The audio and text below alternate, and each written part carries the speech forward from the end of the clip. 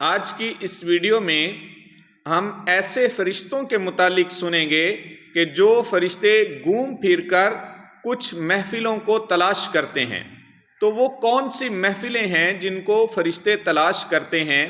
پھر جب وہ مل جاتی ہیں تو فرشتے وہاں کیا کرتے ہیں؟ پھر وہاں سے فارغ ہو کے جب اللہ کے پاس جاتے ہیں تو فرشتوں اور اللہ کے درمیان میں کیا کلام ہوتا ہے اور آخر میں پھر اللہ پاک کیا فرماتا ہے؟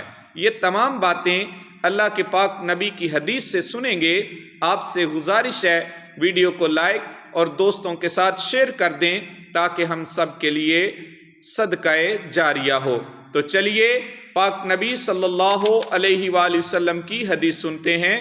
یہ حدیث شریف صحیح بخاری میں موجود ہے۔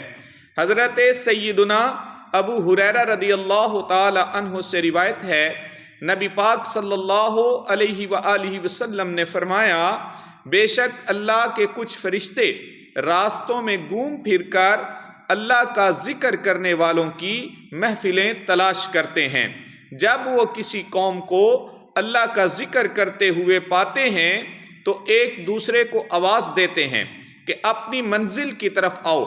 پھر وہ ان لوگوں کو آسمان دنیا تک اپنے پروں سے ڈانپ لیتے ہیں۔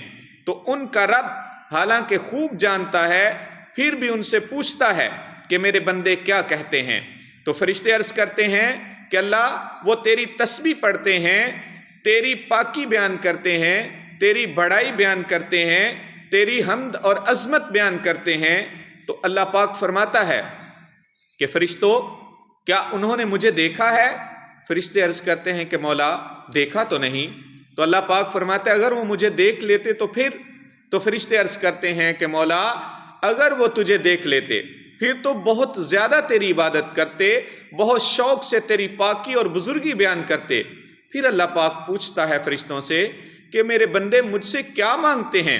فرشتے عرض کرتے ہیں کہ مولا تجھ سے جنت مانگتے ہیں۔ اللہ فرماتا ہے کیا انہوں نے دیکھا ہے؟ فرشتے عرض کرتے ہیں کہ مولا انہوں نے جنت کو تو نہیں دیکھا۔ اللہ پاک فرماتا ہے اگر دیکھ لیتے تو فرشتے عرض کرتے ہیں کہ مولا پھر تو اور شدت کے ساتھ اسے پانے کی خواہش کرتے، اس کی طلب میں شدید کوشش کرتے اور اس میں زیادہ رغبت کرتے۔ پھر اللہ پاک پوچھتا ہے کہ فرشتوں وہ کس چیز سے پناہ مانگتے ہیں؟ فرشتے عرض کرتے ہیں کہ مولا وہ جہنم سے پناہ مانگتے ہیں۔ اللہ پاک فرماتا ہے کیا انہوں نے جہنم کو دیکھا ہے؟ فرشتے عرض کرتے ہیں تیری قسم انہوں نے نہیں دیکھا۔ رب فرماتا ہے اگر وہ اسے دیکھ لیتے تو پھر؟ فرشتے عرض کرتے ہیں اگر وہ جہنم دیکھ لیتے تو شدت کے ساتھ اس سے فرار اختیار کرتے اور اسے خوف کھاتے۔ تو پھر اللہ پاک فرماتا ہے فرشتوں میں تمہیں گواہ بناتا ہوں کہ بے شک میں نے ان کو بخش دیا۔ تو ان فرشتوں میں سے ایک فرشتہ عرض کرتا ہے کہ مولا فلاں شخص ان میں سے نہیں، یعنی جو ذکر کی محفل سجا کے بیٹھے تھے، بلکہ وہ تو اپنی کسی ضرورت کے تحت آیا تھا۔ تو اللہ پاک فرماتا ہے کہ وہ ایسے لوگ ہیں، یعنی ذکر کی محفل سجا کے بیٹھنے والے ایسے لوگ ہیں کہ جن کے ساتھ بیٹھنے والا بھی محروم نہیں رہتا۔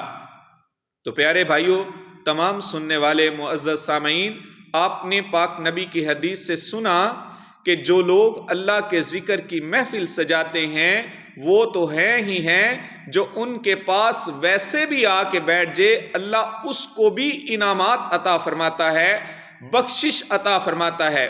تو آپ سوچئے کہ جو خالص اللہ کی رضا کے لیے اللہ رسول کے ذکر کی محفل سجائے اس کو اللہ کتنے انعام عطا فرمائے گا۔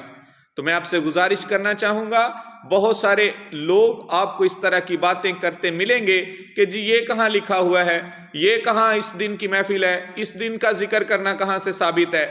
تو بھائی پہلی بات تو بحمد اللہ ہر چیز کا ذکر موجود ہے، لیکن برسبیل تنزل اگر مان بھی لیا جائے کہ جس طرح یہ لوگ پوچھتے ہیں ایز اٹ از نہ بھی موجود ہو تو بھی کیا اللہ اور اللہ کے رسول کی ذکر کی محافل سجا کے بیٹھنا فضول کام ہے؟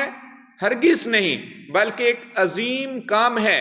اور لوگ جو اللہ اور اللہ کے رسول کے ذکر کی محافل سجاتے ہیں اللہ ان کو بیش بہا انعامات عطا فرماتا ہے۔